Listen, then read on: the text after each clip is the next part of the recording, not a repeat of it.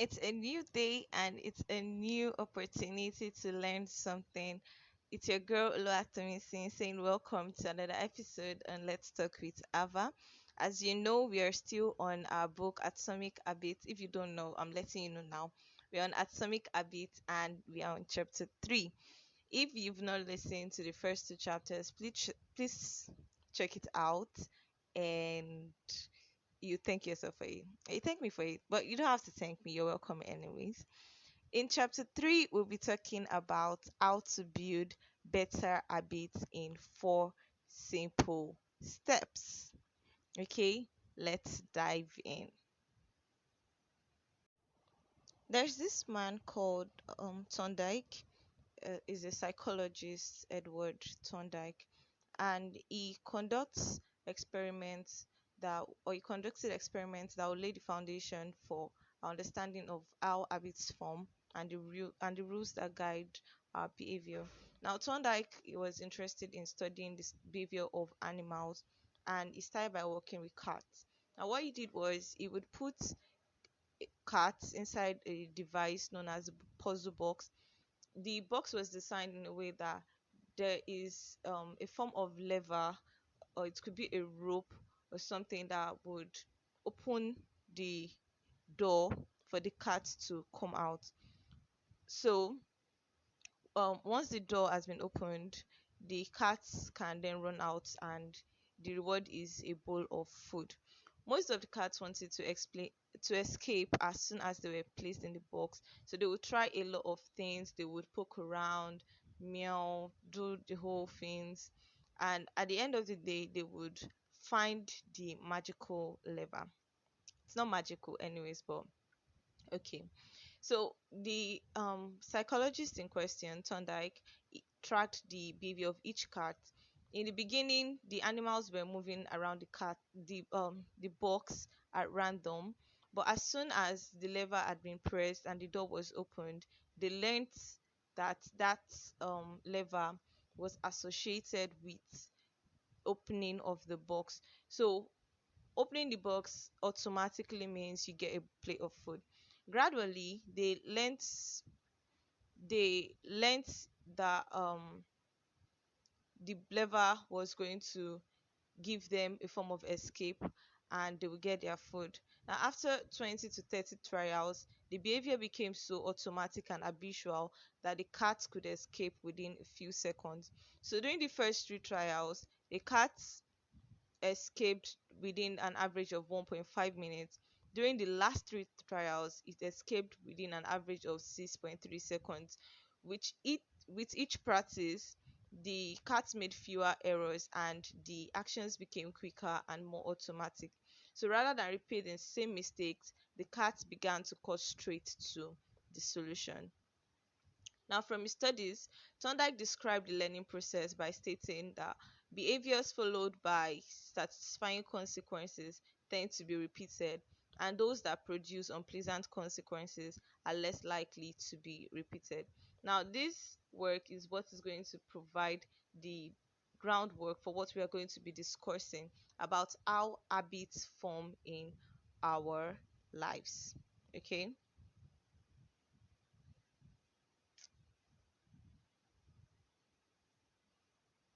Moving on, we'll be talking about why your brain builds habits.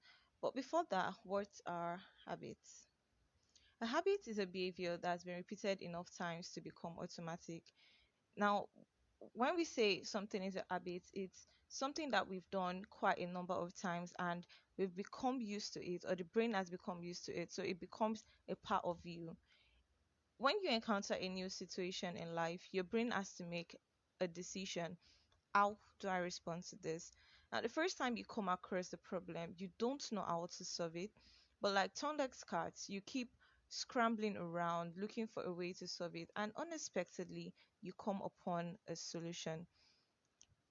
When you get that solution, or when you eventually find that result that works for you, your brain files it away, and the next time you are in a similar situation, your brain brings out, or it reminds you of the process you went through the previous time. that gave you a good result and simply automate it. So it's a feedback loop behind every human behavior, which is you try, you fail, you learn, you try differently. Now, when you are in an unexpected situation or a new situation, you don't know what works exactly, like I said before. So you try different methods. The method you try now might not work. That is failure. Then you learn from what you did before that didn't work and apply your knowledge of your failure to the next um solution or the next method you propose. And if it works, fine, but you keep trying until you get a solution. Now, with each practice, every useless movement, or in this case failure, that you experience fade away while the useful actions get reinforced. Now that is a habit forming. So when you face a problem repeatedly, your brain begins to automate the process of solving it. Basically, your habits are just a series of automatic solutions that solve the problems and stresses you face regularly. Now, you you can also say that habits are mental shortcuts learned from experience. So your brain just, unconsciously files those things away, and when you need them, you get them. Now, habit formation is incredibly useful because the conscious mind is the bottleneck of the brain. It can only pay attention to one thing at a time. As a result, your brain is always working to preserve your conscious attention for whatever task is most essential. Whenever possible, the conscious mind likes to pawn off tasks to the non conscious mind to do automatically. And this is what happens when a habit is formed. So, your habits reduce cognitive load and free up mental capacity so you can allocate your attention to other tasks. Now, for some people, they feel that habit formation is a waste of time. Feel like habits will make my life dull. I don't like routines. When I have a routine, my life becomes boring and all of that. There's no spontaneity, there's no vibrancy. No, that is not what habit does. Habits does not restrict your freedom. In fact, it's created. Now, people that don't have habits or don't have their habits handled are the ones with least amount of freedom. Without good financial habits, you would always be struggling for your next naira or dollar or whatever currency you're earning. Without good health habits, you would always seem to be short on energy. Without good learning habits, you would always feel like you are behind. So when you are or if you are always forced to make decisions about simple tasks, when should I work out, when should I write, when should I eat, when should I pay the bills, when should I do any of these things, then you have less time for freedom. So it is only by making the fundamental parts of life easier that you can create the mental space needed for free thinking and creativity. Conversely, when you have your habits dialed in and the basics of life are handled and done, your mind is free to focus on new challenges and master the next set of problems. Therefore, building habits in the present allows you do more of what you want in the future. The next subtopic is the science of how habits work, and on this we'll be looking at, like the topic is or subtopic, how do we build a habit. Now, the process of building a habit can be divided into four simple steps, which are cue, craving, response, and reward. These four steps is basically how every habit is formed and how it works. First, we have the cue. The cue triggers your brain to initiate a behavior. It's a bit of information that predicts a reward. Our mind is continuously analyzing our internal and external environment for hints of where rewards are located. Because the cue is the first indication that we are close to a reward, it naturally leads to a craving. Now, what are cravings? Cravings are the motivational force behind every habit. For you to do something, the motivation you need for your for your action is basically the craving. So without some level of motivation or desire, we have no reason to act. Now, what you crave is not the habit itself, but you crave the results that you get. So, for example, if you are a smoker, you do not crave smoking a cigarette, you crave the high or the feeling of relief that you get. Now, every craving is linked to a desire to change your internal state. Also, cravings differ from person to person. So, what would lead me to act might not lead you to act. For instance, a gambler might hear jingles of coins and stuff like that in the casino, and it would motivate him to gamble. While for someone that is not a gambler, the person might just find all of that as meaningless noises. So cues are meaningless until they are interpreted. The feelings, thoughts, and emotions of the observer are what transforms a cue into a craving. The third step is the response. Now, the response is the actual habits which you perform. Now, this can take the form of a thought of or an action. Your response also depends on how motivated you are and how much friction is associated with the behavior. Now, if a particular action requires more physical or mental effort than you're willing to spend, then you won't do it. Also, your response depends on your ability. If you are capable of doing it, then you do it. So, a habit is formed only if you are capable of doing it. Finally, we have the reward, the response. The response delivers a reward, and rewards are the end goal of every habit. The cue is about noticing the reward, the craving is about wanting the reward, the response is about obtaining the reward.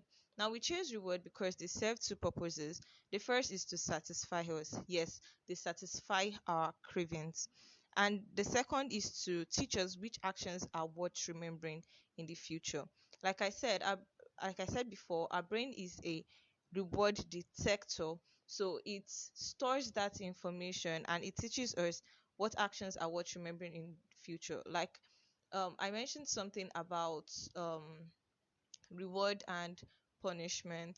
So when a child does something that is bad, the punishment that he gets from it it teaches him or her that that action is bad, and when a child does something and gets rewarded, then it teaches him to continue doing that habit. Now, if a behavior is insufficient in any of the four stages, it would not become a habit. When you don't have a cue, your habit won't start. When you reduce the craving, you won't have enough motivation to act. When the behavior is difficult, you won't be able to do it. And if the reward fails to satisfy your desire, then you have no reason to do it again in the future. Now, without the first three steps, a behavior would not occur. Without all four, a behavior will not be repeated. Moving on to the habit loop, like I said before, the four processes of building a habit are best described as a feedback loop. So it's a continuous generative step or steps that we unconsciously go through every single time we carry out an action that's become a habit. So the first stage of habits are an endless cycle that is running every moment you are alive. The habit loop is continually scanning the environment, predicting what will happen next, trying out different responses, and learning from the results. So, in summary, the cue triggers a craving. The craving motivates a reward, a response, which provides a reward. Now, the reward satisfies the craving and ultimately becomes associated with the cue. Now, together, these four steps form a neurological feedback loop, and it's ultimately allows you to create automatic habits. Now, this is not something that happens occasionally, but rather it's a loop that keeps running and is active during every moment you are alive. So our brain is continually scanning the environment, predicting what would happen next, trying out different responses, and learning from the results. The entire process is completed in a split second, and we use it again and again without realizing everything that's been packed into the previous moment. Now, the habit loop can be divided into two, which are um, the problem phase and the solution phase. Now, the problem phase includes the cue and the craving. Now, don't forget that the cue is what initiates the behavior. The craving is the desire that you want to get. Then the solution phase includes the response and the reward. The response being the action and the reward being the satisfaction you get from taking that action. All behavior, everything we do is driven by the desire to solve a problem, not necessarily a problem as in problem, but a problem. Sometimes a problem is that you notice something good and you want to obtain it, or sometimes it could be that you're experiencing pain and you want to relieve it. Either way, the purpose of every habit is to solve the problems that you face. Now, imagine walking into a dark room and you flip on the light switch. You don't have to think about flipping it off. It has become habitual that you just perform it without thinking. However, what you do not realize is that you've proceeded through all four stages in a fraction of a section. So the urge to act strikes you without thinking. Now, for example, your phone buzzes. That is your cue. The craving is you want to know why your phone is buzzing. Now, that is our problem stage. Now, what do you do in solution? You pick up your phone and you read the text. That's your response. That's the action you've carried out. What's your reward? You satisfied your cravings of knowing what the message is about. So automatically, anytime your phone buzzes, you pick it up. So grabbing your phone becomes associated with your phone buzzing. If you are someone in the work environment and you're always answering emails, but you are stressed um whenever you're answering emails and you want to feel in control. Now that is a problem. We have your cue, which is you're answering email, and your craving, which is the stress and wanting to be in control. What's the response? You bite your nails, for example. Now, if you bite your nails, your reward is that you feel satisfied or you feel more in control when you bite your nails. So automatically, biting your nails become associated with answering emails. Or probably you wake up and you want to feel alert. Now, some people can't go without their daily dose of coffee. The problem is the fact that you just woke up, and your craving is the fact that you want to feel alert. So, what's the response to that craving? You drink a cup of coffee. What's the reward? You satisfy your craving to feel alert. So, drinking coffee becomes associated with waking up. Now, by the time we are adults or growing up, we didn't necessarily realize what we were learning or the processes in which we started carrying out some of these habits. So by the time we are adults, we rarely notice the habits that are running our lives. Some of us don't even realize that we tie our shoes the same way, or we wear the same pair of shoe on a particular leg every single time we are wearing our shoes. So sometimes it could be that uh you always change into comfortable clothes immediately after getting home from work. The reason why you do that is not something that you are consciously thinking about. It's just something that has been programmed into you. So after decades of mental programming, we automatically slip into these patterns of thinking and actions, and it's just something that is so unconscious. That is habit formation. The final subtopic in this episode is the four laws of behavior change. Now, what we are talking about here is how we can transform the four steps into a practical framework that we can use to design good habits and eliminate bad ones. Now, these are not specific rules, but they are just a glimpse into how you can change those habits that you don't like and how you can work on creating good habits. So, you can think of each law as a lever that influences human behavior. When the levers are in the right position, creating good habits is effortless, and when they are in the wrong position, it is nearly impossible.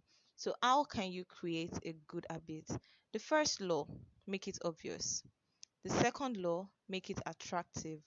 The third law, make it easy. And the fourth law, make it satisfying. So when make it obvious, make it attractive, make it easy, and make it satisfying. Now, how do you break a bad habit? The first one is make it invincible.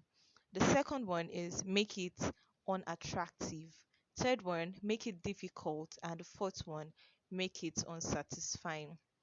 Now, these laws are not an exhaustive framework for changing any human behavior, but they are close.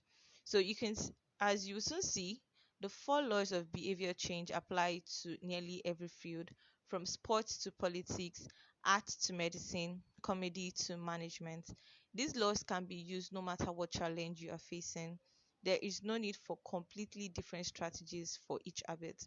So, whenever you want to change your behavior, you can simply ask yourself, how can I make it obvious? How can I make it attractive? How can I make it easy? And how can I make it satisfying? Now, if you've ever wondered why you don't do what you say you're going to do, uh, why don't you lose weight or stop smoking or save for retirement or start that side business? Why do you say something is important but never seem to make time for it? The answers to these questions can be found somewhere in these four laws. The key to creating good habits and breaking bad ones is to understand the fundamental laws and how to alter them to your specification. Every goal is doomed to fail if it goes against the grain of human nature. Your habits are shaped by the systems in your life. In the chapters that follow, we will discuss these laws one by one and show how you can use them to create a system in which good habits emerge naturally and bad habits wither away. So let me take time out to appreciate you for listening up to this point. If you haven't listened to the previous episodes, please do so. Um, I appreciate you for listening up to this point. Again, thank you very much. And I will appreciate it more if you can share the link to your friends or to anyone you know who loves books but haven't been able to read. I do what I can and I hope to be better. Also, if you have any suggestions on what I can do better or how I can communicate better with you, please do so. I'll be appreciating and looking forward to your feedback. Now, in summary, I'm just going to summarize what we've spoken about in this chapter. First is that a habit, is a behavior that has been repeated enough times to become automatic. Secondly, the ultimate purpose of habits is to solve the problems of life with as little energy and effort as possible. Thirdly, any habit can be broken down into a feedback loop that involves four steps: cue, craving, response, and reward. Finally, the four laws of behavior change are a simple set of rules we can use to build better habits. They are: number one, make it obvious; two, make it attractive; three, make it easy; and four, make it satisfying. I look forward I'm looking forward to recording the next episode, and I hope you enjoy listening to this episode as much as I enjoyed recording it. Thank you, and I'll see you or you hear from me in the next episode. Bye.